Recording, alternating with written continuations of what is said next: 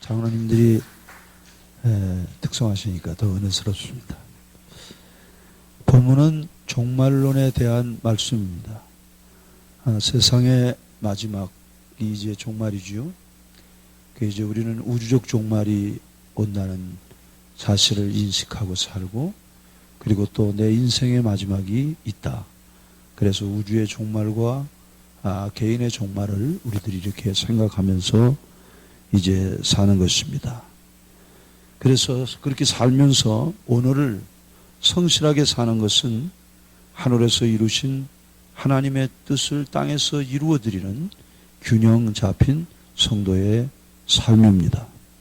균형이란 한쪽으로 치우치지 않고 그런 상태를 말하지요. 균형 잡힌 삶이라고 하는 것은 어느 한쪽으로 치우치지 않고 그런 상태를 유지하는 그런 마음가짐으로 생활하는 것입니다.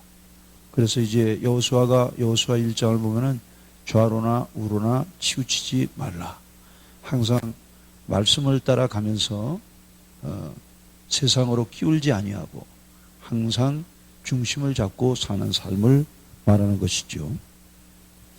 기독자는 항상 나그네의 의식을 가지고 살면서 오늘 나를 향한 하나님의 뜻을 이루어드리는 삶이 성도의 삶이기 때문에 매일매일의 삶이 굉장히 중요합니다.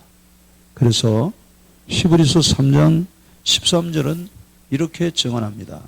오직 오늘이라 일컫는 동안에 매일 피차 권면하여 너희 중에 누구든지 죄의 유혹으로 완고하게 되지 않도록 하라. 지난번 개역성경에서는 이제 죄의 유혹으로부터 강팍해 됨을 면하라 이랬는데, 이번에 이제 완고하다 이렇게 이제 번역이 됐습니다. 그리스도의 재림을 기다리는 성도의 마땅한 생활상을 그린 본문은 균형 잡힌 신앙생활을 위해서 기록한 말씀입니다. 그래서 11절 12절을 보면은 이렇게 정언합니다. 또한 너희가 이 시기를 알거니와 자다가 깰 때가 벌써 되었으니 이는 이제 우리의 구원이 처음 믿을 때보다 가까웠음이라. 밤이 깊고 낮이 가까웠으니 그러므로 우리가 어두움의 일을 벗고 빛의 갑옷을 입자. 우리가 이제 예수 믿은 시간들이 다 다르죠. 그래서 우리가 처음 믿을 때보다 이제 주님의 구원이 가까웠다. 주님의 재림이 가까웠다. 그러니까 늘 우리는 그런 의식을 가지고 살아야 된다는 것입니다. 자, 그러면 균형 잡힌 성도의 신앙생활이라고 하는 것은 어떤 것인가? 오늘 말씀을 통해서 한 3가지 정도로 간단하게 요약하면서 은혜를 나누기를 원합니다. 제일 첫째는 현실 생활의 의무를 성실히 수행하는 것입니다. 우리는 지난주에 국민으로서 국가 권력에 어떻게 순종하면서 살아야 되는가를 생각을 했고요. 그리고 그 전 주간에는 우리들이 이웃을 어떻게 사랑하면서 살 것인가 라는 말씀을 들으면서 우리들의 가슴에 새겼습니다. 그래서 좀 복습하는 의미로 보면은 로마서 13장 1절, 3절, 5절은 이렇게 증언하고 있습니다. 각 사람은 위에 있는 권세들에게 복종하라. 권세는 하나님으로부터 나지 않음이 없나니 모든 권세는 다 하나님께서 정하신 바라. 다스리는 자들은 선한 일에 대하여 두려움이 되지 않고 악한 일에 대하여 되나니 내가 권세를 두려워하지 아니하려느냐. 선을 행하라. 그리하면 그에게 칭찬을 받으리라. 그러므로 복종하지 아니할 수 없으니 진노 때문에 할 것이 아니라 양심을 따라 할 것이라. 그래서 권세는 위로부터 하나님께로부터 났다는 거죠. 그렇다고 해서 권세를 이제 가지고 세상을 다스리는, 정사를 다스리는 사람들이 그들 임의대로 하면 안 됩니다. 그러면 하나님께서 반드시 징치하신다는 거죠. 그래서 3절에서 다스리는 자들은 선한 일에 대하여 두려움이 되지 않고 악한 일에 대하여 되나니 내가 권세를 두려워하지 아니하려느냐. 선을 행하라. 그리하면 그에게 칭찬을 받으리라. 항상. 그리고 이제 우리들은 국가 권력에 복종을 하면서 어떻게 하느냐? 무슨 두려움이나 이런 것보다 우리 양심을 따라서 우리가 이제 국가 권력에 그래서 오늘 우리들은 이 국가가 하나님 앞에 바로 서기를 위해서 기도하고, 만약 이 국가가 잘못될 때는 어떻게 하느냐? 그때는 우리는 성경의 법을 따라서, 우리가 할 일은 뭐냐? 기도하면 역사의 주관자 되시는 하나님께서 반드시 인도해 주신다는 사실을 믿으셔야 합니다. 하나님 앞에 오만한 국가, 제왕, 통치자들을 하나님은 그냥 두신 적이 없습니다. 어떤 상황에도 하나님께서 징치하셨다는 사실. 그래서 오늘 우리들은 기도하면, 이스라엘이 430년간 애굽에서 종살이를 하면서 그들이 무슨 데몬스트레이션을 하고 저항을 한 것이 아니라 하나님 앞에 기도했을 때 하나님께서 모세를 보내시고 그들에게 10가지 재앙을 내리시고 마지막 장자를 멸하시는 재앙과 함께 그들을 광야길로 인도하시고 하나님이 홍해를 건너게 하시고 광야 40년 동안 그들의 발이 부르트지 않게 하시고 그들의 옷이 쇠하지 않게 하셨으며 낮에는 구름기둥과 밤에는 불기둥으로, 그리고 만나와 고기를 먹고 싶을 때는 메추라기를 먹이시고 200만 이상 되는 회중을 목이 마르지 않도록 반석에서 물을 내셔서 저들을 인도하셨다는 사실을 믿으셔야 합니다. 하나님이 지금 굉장히 우리가 어려운 때를 살고 있습니다. 세계 지형이 바뀌고 있어요. 이게 아마 1년, 2년 가면은 경제는 폭망할 것이고 굉장히 어려운 이런 시절이 될 것입니다. 그러나 중요한 사실은 하나님의 은총의 세계에는 언제든지 부족함이 없도록 성도들의 삶을 인도해 주셨다는 사실을 기억하고, 고난의 때에 성도들이 낙심하거나 좌절하지 아니하고 전능하신 하나님을 의지하고 믿음으로 승리했다는 사실을 믿으셔야 합니다. 그러니까 이게 1년, 2년이 아닙니다. 250년간이라고 하는 긴 로마의 10대 황제의 박해 아래서도 기독교인들은 우리가 부르는 찬송대로 성도는 신앙 지켰네, 이 신앙 생각할 때에 기쁨이 충만하도다. 우리는 그 하나님을 믿는 것입니다.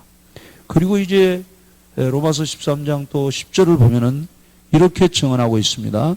사랑은 이웃에게 악을 행하지 아니하나니 그러므로 사랑은 율법의 완성이니라. 할렐루야. 주님이 새 계명을 우리에게 주셨잖아요. 요한복음 13장 34절에 새 계명을 너희에게 주노니 너희가 서로 사랑하라. 너희가 서로 사랑하면 세상 사람들이 너희가 내 제자인 줄 알리라. 그렇게 말씀했거든요. 그래서 사랑은 이웃에게 악을 행하지 않는 것입니다. 그래서 사랑은 율법의 완성입니다. 할렐루야. 그러니까 만일 우리들이 이 세상을 살면서 이러한 하나님의 요구를 무시하면 그건 하나님의 자녀가 아닙니다. 기독자가 아니에요. 그래서 기독자란 그리스도의 삶을 따르는 자들이기 때문에 그리스도인이라고 하는 말이 제일 먼저 붙여진 사도행전 11장 26절을 보면 이렇게 증언합니다. 만남의 안디옥에 데리고 와서 둘이 교회에 1년간 모여서 큰 무리를 가르쳤고 제자들이 안디옥에서 비로소 그리스도인이라 일컬음을 받게 되었더라. 안디옥에서 비로소라는 말은 기다리다가 마침내 되어진 것을 비로소라고 이야기를 합니다. 하나님은 오늘도 다른 사람들을 찾는 게 아닙니다. 하나님을 닮은 자를 찾는 겁니다. 그래서 하나님 닮으면 하나님이 복을 많이 주시는 겁니다. 그러니까 여러분들이 육신을 쫓으면 안 됩니다. 항상 주님께서 저주하신 육신이 우리를 속에서 왕노로 타려고 하면은 항상 성령을 쫓아 행하면서 영을 쫓는 그런 사람들이 돼서 생명과 평안의 은총을 누리는 하나님의 사람들이 될 수 있기를 바랍니다. 그래서 그리스도인이라고 하는 것은 그리스도라는 말에다가 라틴말 이아노스가 붙어서 그리스도를 닮은 자, 그리스도를 닮은, 세상 사람들은 그리스도를 닮은 비장하는 그런 말로 새끼들 이렇게 해서 격화시켜서 부른 말이지만 오늘 우리는 그 이름을 아주 자랑스럽게 여기는 거죠. 자랑스럽게. 그리스도인이다. 예. 그래서 삶이 없는 그리스도인을 향해서 우리 예수님이 누가복음 6장 46절에 이렇게 책망하셨습니다. 너희는 나를 불러 주여 주여 하면서도 어찌하여 내가 말하는 것을 행하지 아니하느냐. 주여라는 말은 퀴리에 이런 말이거든요. 예? 로드 이렇게 부르는 게 주여 주여 그러는 건데 주인이여 그러면서 주인 되시는 주님께서 뭐라고 하느냐. 왜 내가 주인이라면 주인의 뜻대로 행해야 될 것 아니냐. 왜 주인의 뜻대로 행하지 않니? 이렇게 이제 우리 주님께서 말씀을 하시는 것입니다. 그리고 마태복음 7장 21절에도 우리 주님 이렇게 말씀합니다.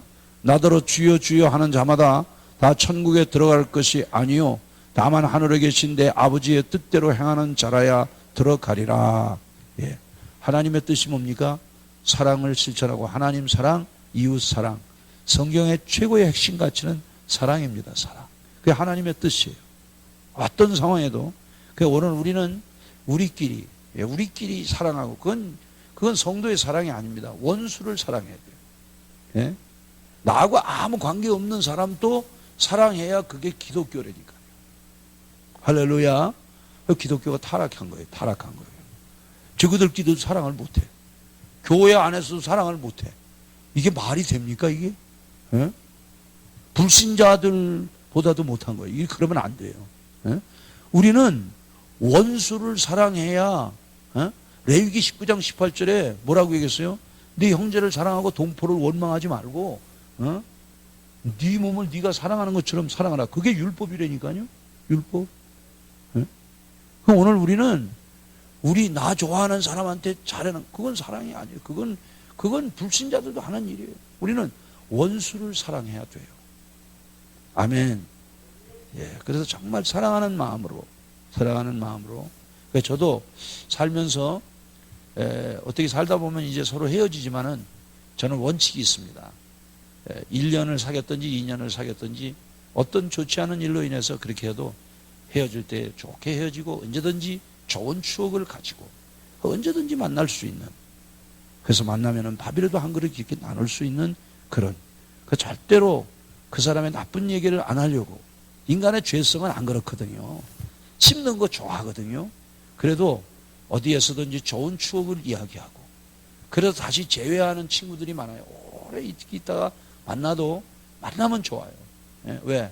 서로 진심을 아니까. 서로 사랑하는 마음. 그리고 우리들이 기억해야 할 건 뭐냐 하면은 인생의 연수가 70이요 강건하면 80인데요. 길지 않아요. 그런데 한 달이고 두 달이고 우리가 같이 교제를 나눴다고 하는 것은 그만큼 내 인생의 보탬이 됐다는 거거든요.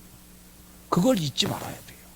그래서 오늘 내가 잊게 된 그 모든 것들은 그런 사람들이 다 내 주변에 있어줬기 때문에 내 삶이 아름다워졌고 좋아졌다고 이렇게 생각해야 된다 그 말이에요. 그러면 인생이 그렇게 원망스럽지 않아요. 모든 삶에 대해서 감사하는 그런 마음이 생길 줄로 믿습니다. 이제 우리들은 어두움이 아닙니다. 빛이 되었잖아요. 그래서 에베소서 5장 8절 9절을 보면은 이렇게 말합니다. 너희가 전에는 어두움이더니 이제는 주 안에서 빛이라. 빛의 자녀들처럼 행하라. 빛의 열매는 모든 착함과 의로움과 진실함에 있느니라. 전에는 우리가 그리스도 밖에 있을 때 아니에요. 전에는 어두움인데 이제는 주 안에서 빛이 된 거예요. 그러니까 빛의 자녀들처럼 우리는 빛이 비추잖아요. 그냥 빛은 그냥 비추는 거예요. 그래서 우리를 통해서 복음은 뭐냐 하면은 나를 통해서 이웃이 복을 받는 거예요. 내가 있기 때문에 내 이웃이 복을 받는 거예요. 아브라함 때문에 천하 만민이 복을 받잖아요. 왜? 복의 근원이 그에게 있잖아요.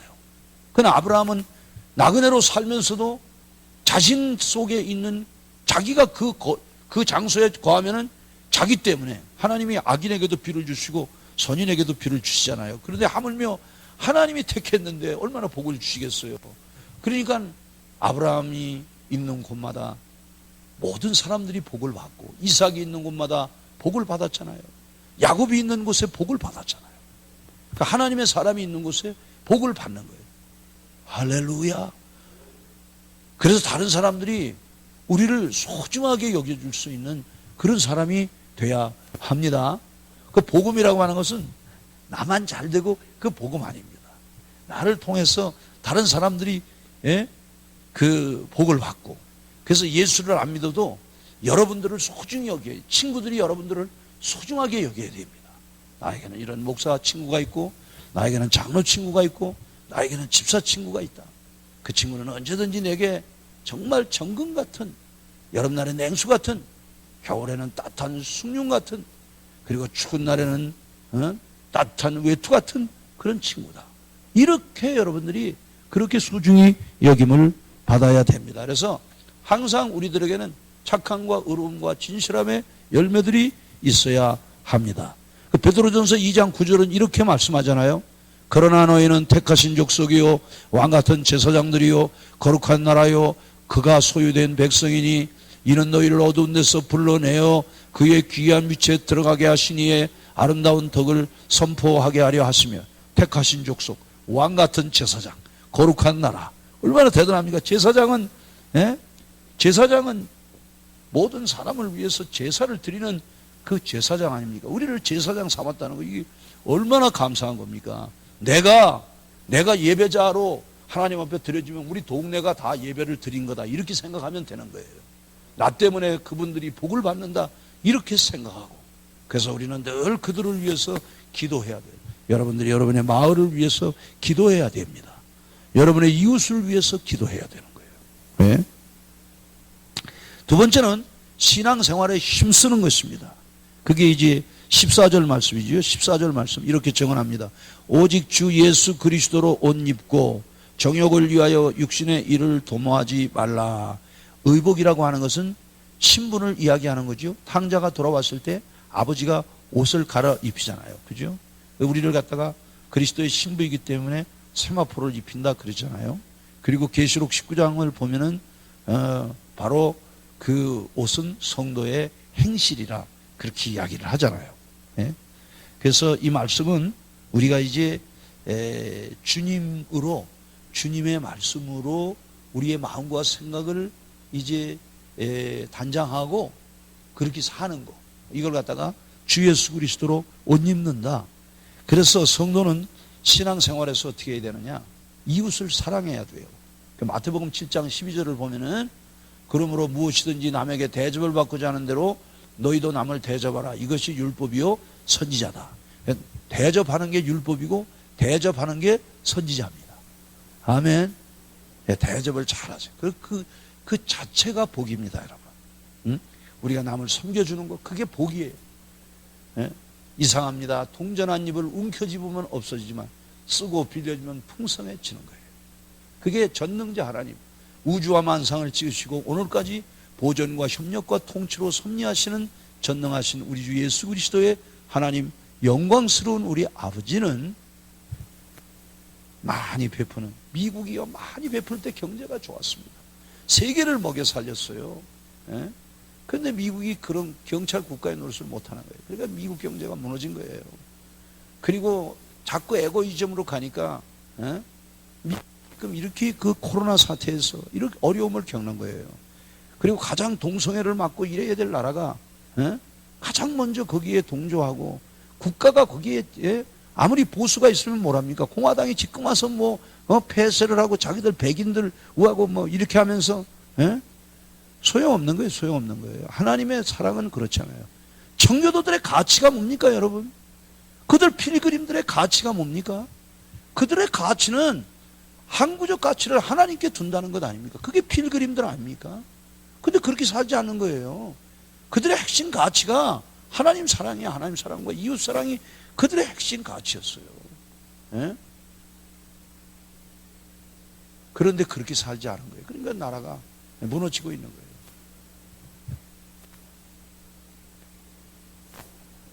이보다 더 중요한 게 뭐냐? 더 중요한 것은 오늘 본문 11절 12절이 이렇게 이야기를 합니다. 또한 너희가 이 시기를 알거니와 자다가 깰 때가 벌써 되었으니 이는 이제 우리의 구원이 처음 믿을 때보다 가까웠음이라. 밤이 깊고 낮이 가까웠으니 그러므로 우리가 어둠의 일을 벗고 빛의 갑옷을 입자. 그러니까 사도는 이 부분에서 그리스도의 재림에 대한 소망을 굳게 가져야 됨을 강조하면서 육신의 일을 버려야 된다. 이걸 강조하고 있어요. 그래서 13절이 이렇게 정언합니다. 낮에와 같이 단정히 행하고 방탕하거나 술 취하지 말며 음란하거나 호색하지 말며 다투거나 시기하지 말고.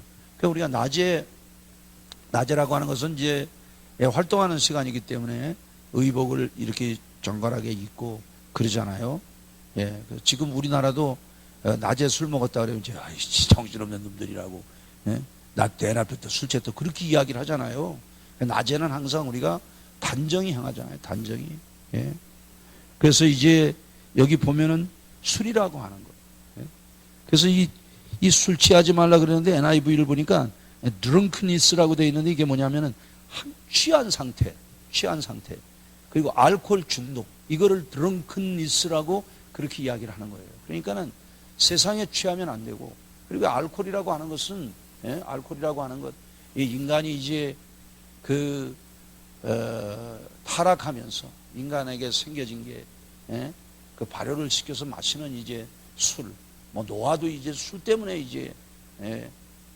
그 함이 이제 저주를 받고 그랬다는 것 아닙니까? 예? 그러니까 이 술이라고 하는 것, 예?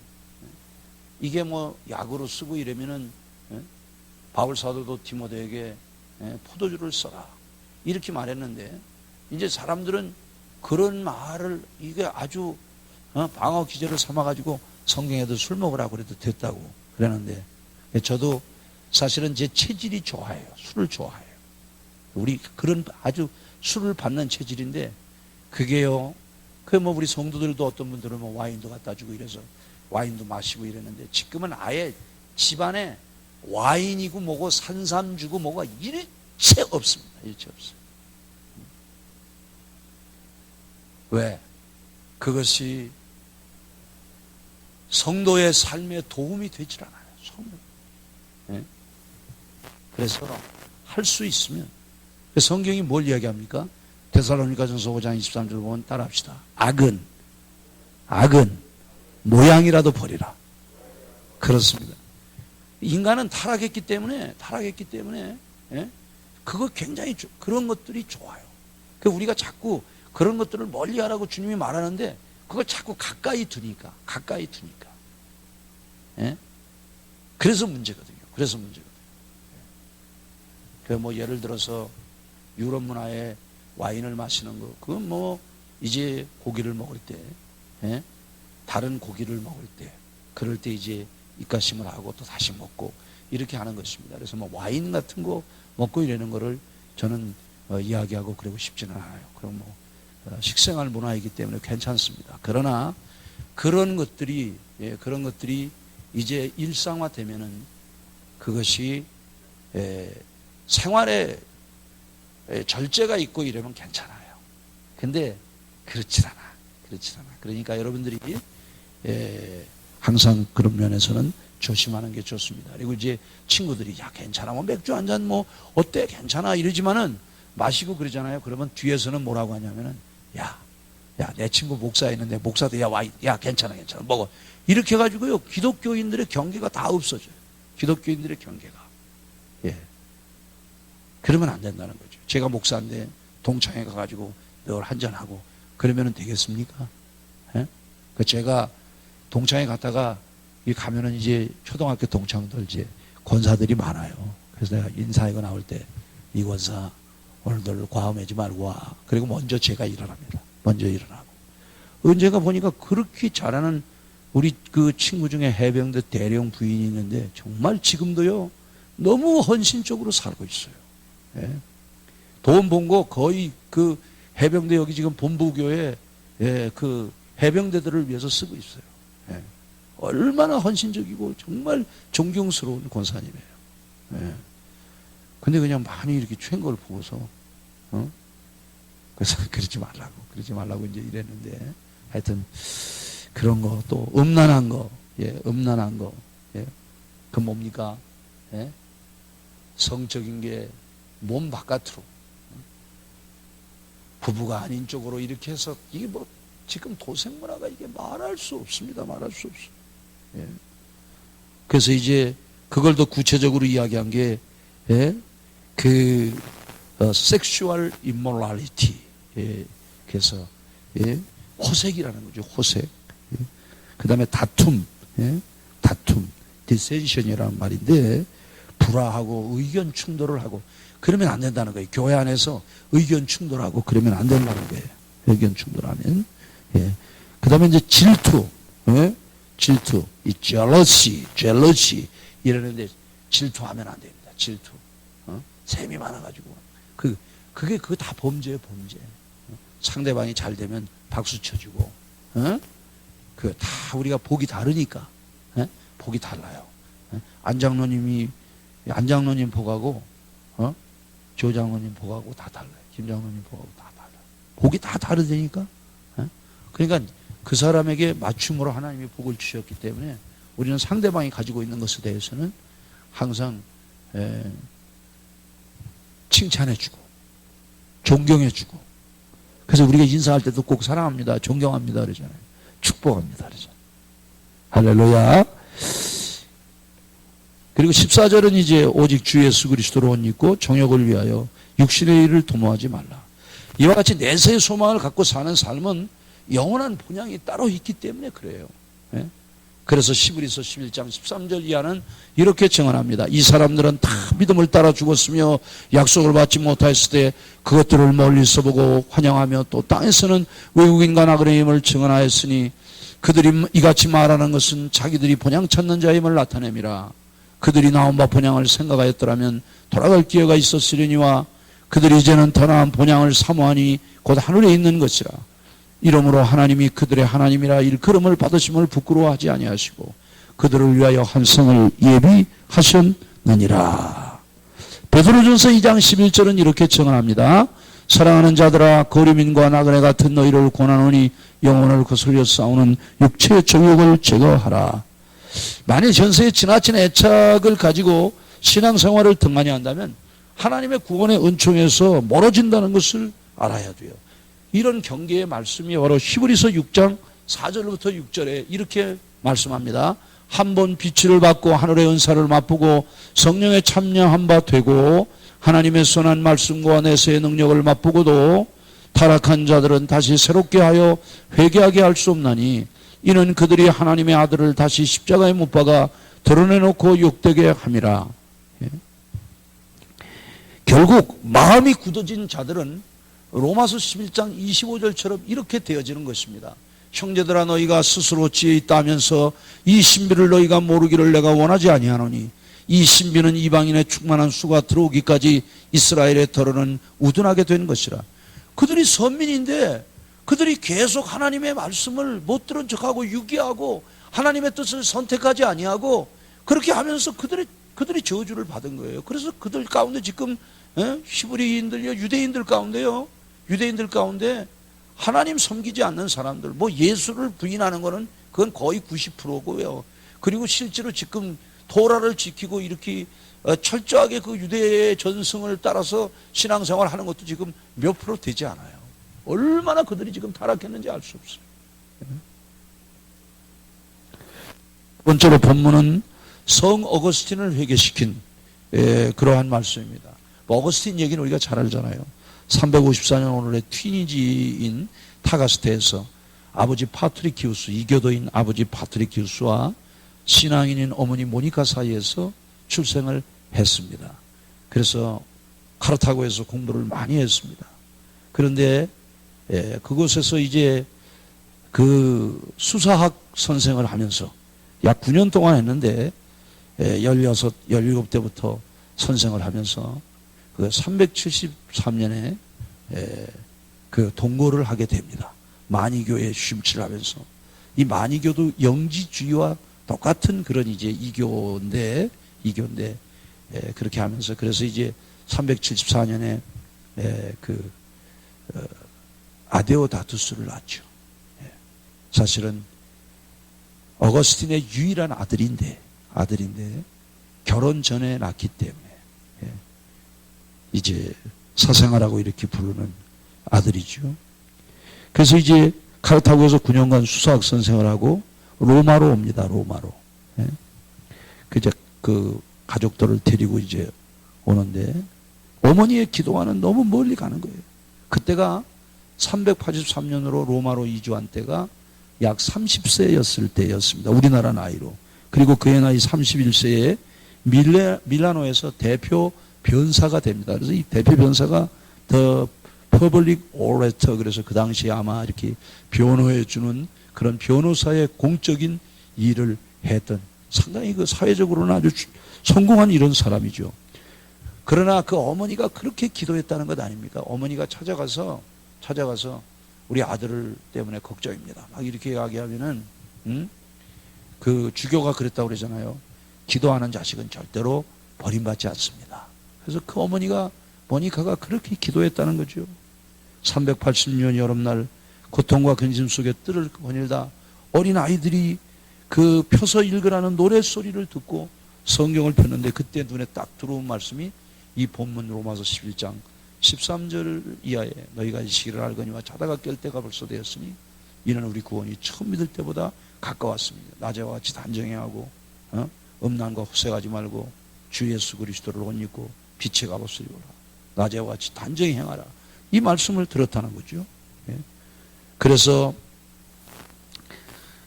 이제 그 아데오다토스와 함께 387년 세례를 받고 어머니 모니카와 함께 고향으로 귀향하다가 오스티아 황구에서 어머니가 세상을 떠납니다. 그때 그 어머니가 56세였다고 그러죠.